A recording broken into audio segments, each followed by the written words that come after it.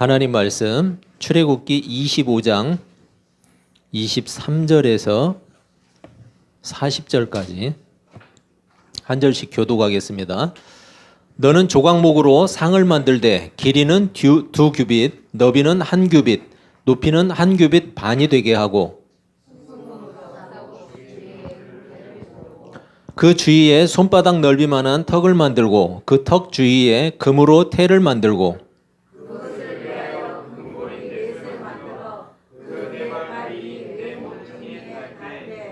턱 곁에 붙이라. 이는 상을 맬 채를 꿰을 곳이며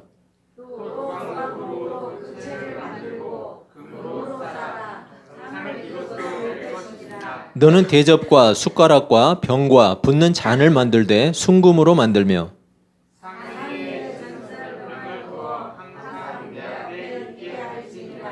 너는 순금으로 등잔대를 쳐 만들되 그 밑판과 줄기와 잔과 꽃받침과 꽃을 한 덩이로 연결하고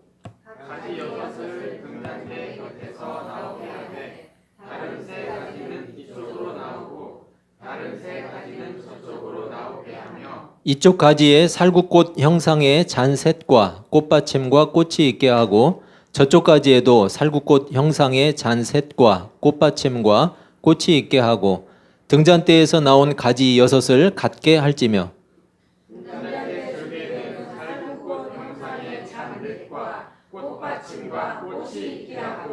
등잔대에서 나온 가지 6을 위하여 꽃받침이 있게 하되 두 가지 아래에 한 꽃받침이 있어 줄기와 연결하며 또 두 가지 아래에 한 꽃받침이 있어 줄기와 연결하며 또 두 가지 아래에 한 꽃받침이 있어 줄기와 연결하게 하고 그 꽃받침과 가지를 줄기와 연결하여 정부를 순금으로 쳐 만들고 등잔 7을 만들어 그 위에 두어 앞을 비추게 하며 그물 집게와 불똥 그릇도 순금으로 만들지니 등잔대와 이 모든 기구를 순금 1달란트로 만들되 너는 삼가 이 산에서 내게 보인 양식대로 할지니라. 아멘. 잠시 기도하겠습니다. 하나님 아버지, 이 시간 하나님의 말씀을 듣습니다. 하나님께서 친히 말씀해 주시고 또 성령께서 이 말씀을 보증해 주시며 또 그 말씀을 깨달아 알 수 있는 마음을 우리에게 허락하여 주시옵소서. 예수님의 이름으로 기도합니다. 아멘. 여러분 반갑습니다. 네, 인사 한번 하시죠, 같이. 네, 반갑습니다. 지금 우리는 하나님께서 모세를 시내산 위로 부르셨죠? 시내산 위로 부르셔서 특별히 만들라고 지시하신 것들, 이것들을 우리가 살펴보고 있는데 지난주에는 가장 거룩하게 이스라엘 백성들이 구별하였던 장소 어디죠? 지성소. 그 지성소 안에 두게 될 증거궤에 대한 내용을 우리가 살펴봤죠. 증거궤를 통해서 우리는 하나님의 임재가 있는 그런 예배, 그리고 하나님의 임재가 있는 삶을 살아가자라는 것을 마음에 다짐해 봤는데, 이어서 오늘 살펴볼 내용은 지성소 다음으로 중요하게 여겼던 장소가 있어요. 그곳이 바로 성소였어요. 성소. 지성소와 연결되어 있는데 성소에 두었던 물건들이에요. 그 중에서 하나는 뭐냐? 떡상이에요. 상이죠. 떡을 두었던 상. 그리고 또 하나는 등잔대. 이렇게 두 개가 나오는데 그림이 있죠? 성막 구조를 제가 드렸는데 한번 찾아보세요. 성막의 구조를 보면 떡상과 등잔대 이 두 개를 성소 안에 서로 마주보게 이렇게 놨어요. 조금 키워주세요. 네, 여기 보면 저 안쪽이 지성소죠. 지성소 안에 증거궤가 있었죠. 그리고 그 다음으로 여기가 연결되어 있는 데가 성소예요. 성소인데 여기에 위쪽이 아니고 북쪽인데 저기가 진설병, 그다음에 이쪽에 금초대라고 써 있는데 이게 바로 오늘 본문에 나온 등잔대예요. 그래서 이렇게 위치를 해놨죠. 마주 바라보도록. 떡상은 말 그대로 떡을 놓아두었던 상이에요. 그리고 등잔대는 순금으로 만들었는데 순금으로 만든 촛대라고 생각을 하면 돼요. 불을 켜놓는. 상에 올려놓았던 떡, 이것은 본문에서 진설병이라고 이렇게 이야기를 하고 있죠. 진설병. 히브리어로 이 진설병, 이거는 이제 꺼주세요. 히브리어로 이 진설병은 레헴 하파님 이렇게 단어인데, 이런 단어인데, 레헴이라는 건 여러분 어디서 많이 들어보지 않았어요? 에헴. 에헴이 아니고 레헴. 레헴은 여러분 베들레헴 할 때 레헴이 뒤쪽에 붙어 나오죠. 그래서 앞에 나오는 이 벳이라는 것은 원래 바이트라는 말인데, 이 바이트라는 건 집을 이야기하는 거예요. 집. 그래서 레헴은 떡. 그래서 떡집이라고 이야기를 하죠. 베들레헴. 베들레헴이 어떤 곳이죠? 그러니까 베들레헴이 어떤 곳이에요? 역사적으로. 그렇죠. 예수님이 태어난 곳이죠. 오늘 본문하고도 연결되지만 영원한 생명의 떡이신 예수님께서 그곳에서 태어나시죠. 그래서 레헴이라는 뜻은 떡이에요. 떡. 그리고 뒤에 나오는 하파님인데, 파님이라는 뜻은 뭐냐면 얼굴이라는 뜻이에요. 얼굴. 파님. 그래서 하파님 그러면 그 얼굴, 그런 말이에요. 그러니까 여러분 무슨 뜻이겠어요? 레헴 하파님 하면은 그 얼굴의 떡. 네, 그 얼굴의 떡. 좀 뜻이 이상하죠? 그렇지만 그 얼굴의 떡이라는 뜻이에요. 여러분 얼굴은 누구의 얼굴이겠어요? 여기가 어디죠 지금? 이걸 놓아뒀던 데가 성소죠. 성소. 그럼 누구의 얼굴이겠어요? 그렇죠. 하나님의 임재 앞이라는 것을 의미하는 거예요. 하나님 면전. 우리 면전이라는 말을 우리 한자어로 하면 면전. 하나님 앞. 이렇게 해석할 수 있죠.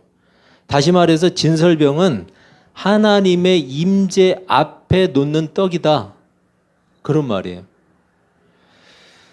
레위기 24장을 보면 이 진설병에 대한 내용이 나오는데, 레위기 24장 5절 6절인데, 너는 고운 가루를 가져다가 떡 12개를 굽되 각 덩이를 10분의 2 에바로 하여 여호와 앞 순결한 상 위에 두 줄로 한 줄에 6씩 진설하고, 이렇게 돼 있어요.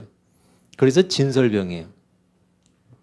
진설병은 각 6덩이의 떡, 그림이 있어요. 진설병에 대해서 그걸 한번 띄워주세요.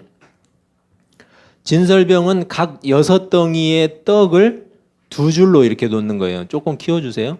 이렇게 6개씩 두 줄로. 그러면 합이 몇 개죠? 12개죠. 여러분 산수 잘하세요. 예. 12개의 떡이 어디에 지금 놓여 있는 거예요? 하나님의 임재 앞에 놓여 있는 거예요. 12개의 떡이. 여러분 12개의 떡은 뭘 의미할까요? 네? 그렇죠. 예, 이스라엘의 12지파. 예, 12지파를 의미하는 거예요. 그러면은 모든 하나님의 백성을 의미하는 것이겠죠. 진설병은 한 덩이가, 지금 여기에 6덩이씩이 있죠. 이 한 덩이가 오늘 우리가 레위기 말씀 읽은 거에 보면 10분의 2 에바라고 돼 있어요. 10분의 2 에바. 우리는 잘 알 수 없는 단위죠. 이 에바라는 단위는 한 에바가 23리터예요. 23리터인데 이제 산수 잘 하셔야 돼요. 23리터인데 여기에서는 뭐라고 했냐? 10분의 2 에바. 그러면 23을 10으로 나눠야 되죠. 10분의 2 에바니까 10으로 나누면 제가 해드릴게요. 2.3리터예요. 2.3리터인데 10분의 2니까 2.3 곱하기 2. 그러면 4.6리터. 그러니까 지금 이 떡 한 덩이가 4.6리터. 부피로 따지면 4.6리터짜리. 제가 계산을 해보니까 이 12덩이를 다 하면은 우리가 이게 어른들은 돼 있죠. 돼. 한 대, 두 대 할 때 한 30대 정도 돼요. 이게. 이거 상당히 많은 양이죠. 여러분 상상을 좀 해볼까요? 하나님 임재 앞에 놓인 뭐예요? 이스라엘의 12지파잖아요. 하나님의 임재 앞에 놓인 하나님의 백성들. 어떤 의미를 가질 수 있을까요? 하나님의 임재 앞에 지금 하나님의 백성들이 놓여 있어요. 그걸 지금 상징하는 거예요. 이 떡상은 하나님의 임재 앞에 있어요. 뭘 의미하겠어요? 여러분은 하나님의 임재 앞에 내가 놓여 있다. 그럼 어떤 느낌이 드실 것 같아요? 두려움? 또 두려움만 느낄 것 같아요? 여러분들이 지금 생각하는 게 있을 거예요. 아마 생각만 하고 이렇게 말씀을 안 하실 텐데, 여러분 하나님의 임재 앞에 있으면 좋을까요? 두려울까요? 두려워요? 예, 두려움을 느끼시는 분이 많으시네. 예, 그렇죠. 두렵기도 하겠죠. 여러분들이 지금 느끼고 있는 감정 상태 모두가 정답이에요. 두렵기도 할 것이고, 좋을까? 우리는 그런 생각도 해보게 되죠. 자, 이제 이건 꺼주시고, 하나님의 임재 앞에 있다는 것은 여러분 우리에게 두 가지 측면이 있어요. 하나는 뭐냐? 제어하는 기능이에요. 제어하는 기능. 여러분이 지금 두렵다고 하셨죠? 무슨 말인가? 예를 들어서 여러분 혹시 여러분과 제가 살아가는 하루 24시간, 이 24시간 어디에서 무엇을 하든지 하나님이 옆에서 지켜보고 있다고 한번 생각을 해보세요. 하나님이 옆에서 지켜보신다. 어떨 것 같아요? 상당히 불편하시죠? 여러분 아마도 엄청나게 많은 생각들을 우리는 접어야 될 거예요. 하나님은 그 생각까지도 들여다보시거든요. 우리가 하는 말 아마 그런 말 못할걸요. 그죠? 하나님이 옆에서 보신다면. 그리고 우리가 하는 행동들 아마 그렇게 못할 거예요. 하나님이 옆에서 보신다면. 여러분 그곳이 바로 하나님 앞이에요. 하나님 앞이라는 것을 알았다면 감히 그런 생각을 하겠어요? 어떻게 감히 그런 말을 하겠어요? 어떻게 감히 그렇게 살겠어요? 그럴 수 없죠.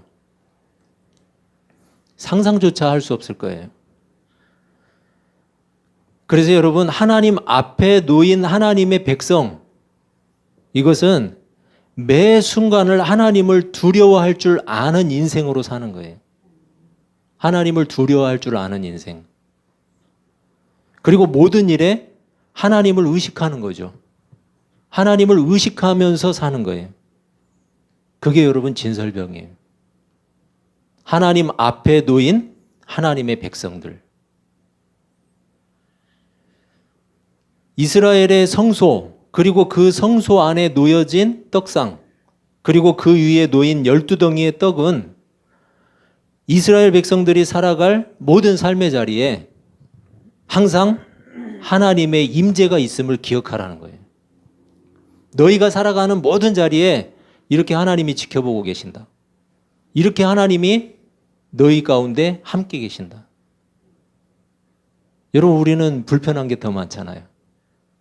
하나님 교회 올 때만 함께하고 우리 저기 가서 살 때는 좀 떨어져 있으면 안 될까요? 하나님의 백성인 우리 교회가 살아가는 자리도 여러분 다르지 않아요. 언제든 그 자리에는 누가 계세요? 하나님이 계세요. 하나님은 안 계시는 곳이 없어요. 우리가 살아가는 삶의 자리에 분명히 계세요. 내가 그렇게 생각하고 그렇게 말할 때도 거기 계셨어요. 내가 그렇게 함부로 행동할 때도 하나님은 거기 계셨어요. 분명히. 그래서 하나님의 백성들의 삶의 자리는 분명 달라야 돼요.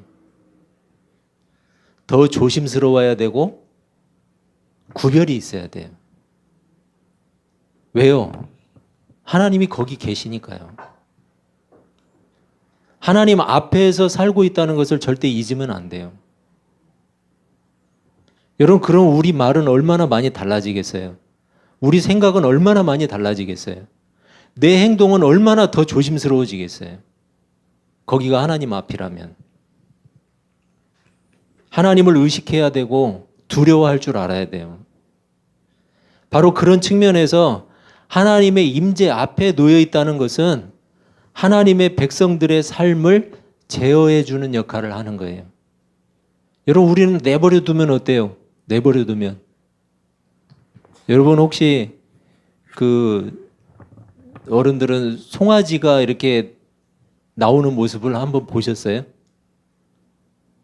소가 송아지를 날 때. 저는 본 적이 있어요. 처음에 나올 때는 힘들어하고 쑥 빠지고 나면 그 송아지가 어떻던가요? 처음에는 좀 움찔움찔해요. 그러다가 조금 움직일만 하면 어때요? 천방지축으로 뛰어다녀요. 여러분, 고삐 풀린 망아지라는 소리 들어보셨어요? 망아지가 고삐가 풀리면요, 못 잡아요. 지 마음대로 뛰어다니거든요. 성경에서는 그런 우리를 뭐라고 표현하느냐? 양이라고 표현해요. 양. 너희는 다 양과 같아서. 여러분, 양은 시력이 나쁘다고 하죠? 자기가 가고 싶은 대로 가요, 그냥. 거기가 낭떠러진지도 모르고 가요. 하나님의 백성들의 삶을 제어해 주는 것은 뭐밖에 없느냐? 하나님의 임재 앞에 살고 있다는 그 생각, 그거밖에 없어요, 여러분. 우리는 다 죄인이에요. 누구든지 그냥 내버려 두면요, 자기 마음대로 살아요. 자기 생각이 원하는 대로, 자기 감정이 원하는 대로 그렇게 살게 돼 있어요. 그런데 우리가 왜 구별되고 왜 우리의 생각이 바르게 잡히려고 하고 있느냐? 바로 하나님 임재 앞에 있기 때문에 그래요. 하나님을 의식하니까.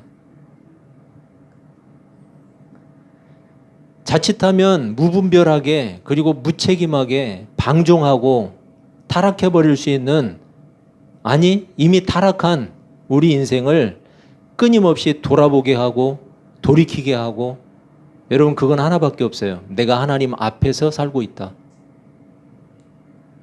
하나님의 백성인 우리 모두의 인생이 하나님 앞에 놓여 있다는 사실, 여러분 반드시 기억하시길 바랍니다. 진설병은 매 안식일마다 새로운 떡으로 교체를 했어요. 안식일마다. 안식일이 언제죠, 여러분? 네, 지금 우리로 따지면 토요일이에요, 토요일. 안식일마다 새로운 떡으로 교체를 했는데 그 일은 절대로 그쳐서는 안 되는 일이었어요. 그쳐서는 안 돼요. 제사장들이 계속 그 일에 봉사해야 됐어요. 그래서 항상 안식일마다 신선하고 뜨거운 새 떡이 이 떡상에 올라갔던 거예요. 제사장들은 그렇게 올려야 됐어요. 하나님의 언약을 가진 하나님의 백성들이 하나님의 임재 앞에서 살아가는 일, 그것은 멈추지 않고 계속돼야 돼요. 어느 한순간만 그렇게 사는 게 아니에요, 여러분. 나는 이제 거듭났고 예수 믿었고 내가 교회 다닌다? 그래, 그럼 나는 구원받았어. 이제 끝. 내가 살아가는 모든 것이 어떻든지 나는 구원. 끝. 아니에요, 여러분. 절대로 아니에요. 우리는 매일매일 그렇게 살아가야 돼요. 그게 하나님의 백성들이에요. 그 언약이 궁극적으로 성취되는 그날까지, 우리에게 하나님이 주신 언약이 궁극적으로 성취되는 그날까지 우린 그렇게 살아야 돼요. 안식일은 창조주이신 하나님, 그리고 구원자이신 전능하신 하나님을 기억하는 날이었어요. 그리고 참된 안식이 오직 그 하나님으로만 가능하다는 사실, 그것을 인정하고 그 하나님을 의지하고 바라보는 날, 여러분, 그게 안식일에 담겨있는 의미고 뜻이에요. 바로 그런 안식일에 뭐가 놓여졌다고요? 진설병이 새롭게 놓여졌어요. 매 안식일마다 이스라엘 백성들이 어떤 마음으로 하나님께 예배 드렸을지 여러분, 우리는 짐작할 수 있잖아요. 그죠?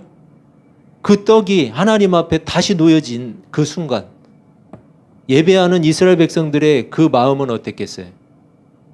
새롭게 다짐했겠죠. 그리고 그들이 하나님 앞에서 어떤 삶을 다짐했을지도 우리는 충분히 짐작해 볼 수가 있어요. 여러분, 우리는 매 주일을 예배하고 있어요. 매 주일 예배하고 있어요. 과연 우리는 새 마음을 준비하고 품은 채 하나님의 임재 앞에 나아가고 있는가? 새 마음을 가지고 하나님 앞에 드려지고 있는가? 예배를 통한 하나님의 임재 앞에서 우리는 과연 새로운 삶을 다짐하고 있는가? 아니면 그냥 습관적으로 드리고 있는가? 진설병이 하나님의 백성들의 삶을 거룩하게 제어하는 역할을 했던 것처럼 하나님의 임재 앞에 놓여 있는 신자들은 반드시 하나님을 두려워할 줄 아는 삶을 살아야 돼요. 그리고 동시에 하나님 앞에서 살아가는 신자들은 위로와 격려가 있어요. 여러분, 하나님이 두렵기만 한 분이 아니에요. 하나님은 우리를 위로하시고 우리를 격려해 주세요. 진설병이 만들어지는 곡식은 여러분 누가 바친 거예요? 백성들이 바쳤겠죠. 하나님의 백성들이. 하나님 앞에 바치는 그 모든 헌물들이 그렇듯이 하나님이 그 곡식의 참 주인이심을 고백한 거예요. 내가 거둔 곡식, 이것의 주인도 하나님이시다. 그리고 그 곡식의 공급자가 누구시라는 거예요? 하나님이시다. 여러분, 반대로 생각해 보면 그들이 드렸던 그 진설병은 하나님이 그 백성들의 공급자가 되시겠다고 하는 약속이에요. 하나님이 너희들의 공급자가 되겠다. 실제로 하나님은 광야를 걷는 이스라엘 백성들에게 뭘 주셨어요? 하늘의 양식, 만나를 주셨잖아요. 여러분, 하지만 우리가 잊지 말아야 할 것은 만나를 주신 목적이에요.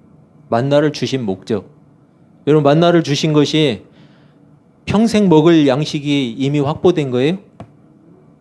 그런 의미가 아니에요, 여러분. 하나님의 백성은 양식 걱정하지 말라는 거예요? 그게 아니에요. 양식이 없으면 걱정해야지 왜 걱정이 안 돼요? 여러분, 만나를 주신 이유가 있어요. 목적이 있어요. 그게 신명기 8장 3절이에요. 너를 낮추시며 너를 줄이게 하시며 또 너도 알지 못하며 내 조상들도 알지 못하던 만나를 내게 먹이신 것은 사람이 떡으로만 사는 것이 아니요 여호와의 입에서 나오는 모든 말씀으로 사는 줄을 내가 알게 하려 하심이니라. 아멘. 너희가 떡으로만 사는 존재가 아니다. 떡이 필요하지만, 너에게 떡도 있어야 되지만 너희가 떡으로만 사는 존재는 절대 아니다. 여러분, 이걸 알게 하시는 거예요. 떡도 필요하지만 하나님의 말씀으로 살아야 하나님의 백성이에요. 여러분, 하나님의 말씀을 다시 정리해 보면 그래요. 양식이 필요 없다는 것이 아니죠. 양식도 있어야 살 수 있어요. 그런데 하나님이 그러세요. 그래서 나 하나님이 그 필요한 양식을 너희에게 다 줄 거야. 대신 너희들이 기억할 일이 있어. 내가 이렇게 양식을 공급해 주는 이유는 너희들이 내 백성이기 때문이야. 그리고 더 중요한 사실은 너희들이 내 백성으로 살기를 원한다면 내 말을 지키고 따라야 돼. 여러분, 진설병은 하나님께서 하나님의 백성들을 돌보시고 공급하시고 보호하시겠다는 약속이 담겨 있는 거예요. 하나님의 말씀이 육신이 되어서 이 땅에 오셨어요. 누구세요? 예수님이에요. 예수 그리스도. 하나님의 말씀이 육신이 되어서 이 땅에 오셨다고 성경은 증언하고 있어요. 예수 그리스도. 요한복음 6장에서 예수님은 자신을 이렇게 증언하고 있어요. 요한복음 6장 48절에서 55절인데 여러분 눈으로 천천히 따라 읽으세요. 제가 읽어드릴게요. 내가 곧 생명의 떡이니라. 너희 조상들은 광야에서 만나를 먹었어도 죽었거니와 이는 하늘에서 내려오는 떡이니 사람으로 하여금 먹고 죽지 아니하게 하는 것이니라. 나는 하늘에서 내려온 살아있는 떡이니 사람이 이 떡을 먹으면 영생하리라. 내가 줄 떡은 곧 세상의 생명을 위한 내 살이니라 하시니라. 그러므로 유대인들이 서로 다투어 이르되 이 사람이 어찌 능히 자기 살을 우리에게 주어 먹게 하겠느냐. 예수께서 이르시되 내가 진실로 진실로 너희에게 이르노니 인자의 살을 먹지 아니하고 인자의 피를 마시지 아니하면 너희 속에 생명이 없느니라. 내 살을 먹고 내 피를 마시는 자는 영생을 가졌고 마지막 날에 내가 그를 다시 살리리니 내 살은 참된 양식이요 내 피는 참된 음료로다. 예수님의 살과 피는 구원을 위해서 우리 대신 지신 십자가를 말하고 있어요. 우리의 죄를 대속하신 예수 그리스도의 그 십자가를 통해서 우리의 죄는 사해졌어요. 그리고 우리는 죽음을 벗고 영원한 생명을 약속받았어요. 예수 그리스도와 연합을 통해서 우리가 성찬을 나누었지만 예수 그리스도와의 연합을 통해서 하나님은 우리를 영원한 생명에 참여시켜 주신 거예요. 참된 양식을 우리에게 주신 목적이 있어요. 그렇게 참된 양식을 왜 우리에게 주셨는가? 우리가 하나님의 백성이기 때문이에요. 그리고 참되고 영원한 양식으로 배부른 백성이 되라는 거예요. 자꾸 흉내만 내지 말고 참 하나님의 백성으로 살라는 거예요. 흉내만 내지 말고 하나님의 백성인 척 흉내만 내지 말고 진짜 백성으로 살아라. 진설병 앞에는 아까 맞은편에 뭐가 있었어요? 등잔대가 있었죠? 순금으로 만든 등잔대가 있었어요. 그림 파일을 한번 띄워주세요. 등잔대. 이 등잔대는 순금 1달란트로 만들라고 말하고 있어요. 1달란트. 여러분 1달란트가 몇 킬로인 줄 아세요? 34킬로. 이거 하나 가지면 순금 1달란트. 그걸로 이걸 만들었어요. 등잔대를. 여러분 이 등잔대는 하나님의 영원한 축복의 빛을 의미하고 있어요. 그런데 맞은편에 뭐가 놓여 있었죠? 진설병. 무슨 말이에요? 하나님의 그 영원한 축복의 빛이 어디를 지금 비추고 있는 거예요? 하나님의 백성들. 하나님의 백성들이 그 앞에 있는 거예요. 하나님의 임재 앞에 있는 동시에 하나님의 영원한 축복 앞에, 축복의 빛 앞에 하나님의 백성들이 놓여 있는 거예요. 여러분 영광스러운 거 아니에요? 이 세상의 주인 되시는 하나님이 우리를 백성 삼아 주신 것도 감사한데 그 영원한 축복의 빛 앞에 우리를 두신 거예요. 여러분 그 영광이 우리에게 언제 완성되고 비춰주겠어요? 우리가 천국에 들어가는 그날.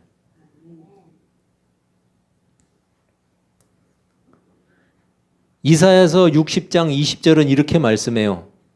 다시는 내 해가 지지 아니하며 내 달이 물러가지 아니할 것은 여호와가 내 영원한 빛이 되고 내 슬픔의 날이 끝날 것임이라. 이사야서가 이렇게 예언하고 있는데 여러분 이 예언이 요한복음을 보면 성취돼요. 요한복음 1장 9절. 참 빛, 곧 세상에 와서 각 사람에게 비추는 빛이 있었나니. 요한복음 12장. 나는 빛으로 세상에 왔나니 무릇 나를 믿는 자로 어둠에 거하지 않게 하려 함이로라.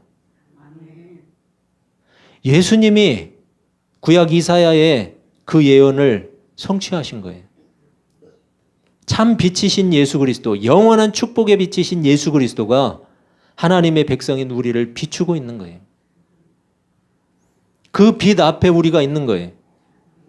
여러분 하나님은 두렵기만 한 분이 아니에요. 우리를 위로하시고 우리를 격려하시고 우리를 축복하시는 분이에요. 예수님이 참 빛으로 세상에 오셨고 이제 영원한 빛으로 우리를 비추실 거예요. 아직도 어떤 성도 중에는 왜 십계명에서는 안식일이 있고 안식일을 거룩하게 지키라고 했는데 왜 우리는 주일을 지키고 안식일을 안 지킵니까? 이렇게 따지는 사람이 있어요. 여러분 그렇게 물어보는 사람은 틀림없이 예수님이 누구신지를 모르는 거예요. 아니면 예수님께서 이루신 구원을 인정하지 않는 거예요. 둘 중에 하나예요. 안식일은 아직 인간의 구원이 성취되지 않은 때에 주신 계명이에요. 인간의 구원이 성취되지 않은 때였어요. 하지만 지금은 어때요, 여러분? 이미 예수 그리스도를 통해서 하나님께서 계획하셨던 그 구원이 성취되었어요. 무슨 뜻이에요? 구약의 율법의 모든 것, 구약의 제사의 모든 것, 구약의 예언의 모든 것 누가 이루셨다는 거예요? 예수 그리스도께서 이루셨고 예수님이 그것을 통해서 구원을 성취하셨어요. 이미.